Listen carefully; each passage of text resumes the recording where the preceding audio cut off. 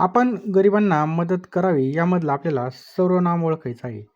तर आपल्या सगळ्याला माहिती आहे आपण काय या ठिकाणी सर्वनाम आहे बघा. खालीलपैकी भाववाचक नाव आपल्याला ओळखायचं आहे. भाववाचक नाव काय येईल बघा? फुशारकी हे भाववाचक नाव येईल. ती रडली समुद्राच्या समुद्र यामध्ये अलंकार कोणता आहे बघा? तर समुद्राच्या समुद्र कोणी रडतं का नाही? तर हे काय झालं? अतिशयोक्ती अलंकार झाला. लंबोदर व पितांबर हे खालीलपैकी कोणत्या समासाची उदाहरणे आहेत? ते बघा बहुव्रीही समासाची उदाहरणे आहेत बघा. गोविंदाचे बोलून झाले या वाक्यामधील कर्त्याची विभक्ती ओळखायची आपल्याला. तर कोणती विभक्ती या ठिकाणी? षष्टी बघा, चाचीचे षष्टी. राजा या शब्दाचं सामान्य रूप कोणतं होईल? तर राजा होईल. लक्षात ठेवायचं राजा. रामाचा या शब्दाची विभक्ती कोणती होईल? तर षष्टी बघा या ठिकाणी रामाचा आलेला आहे बघा. काल म्हणजे खूप पाऊस पडला. अव्ययाचा प्रकार ओळखा.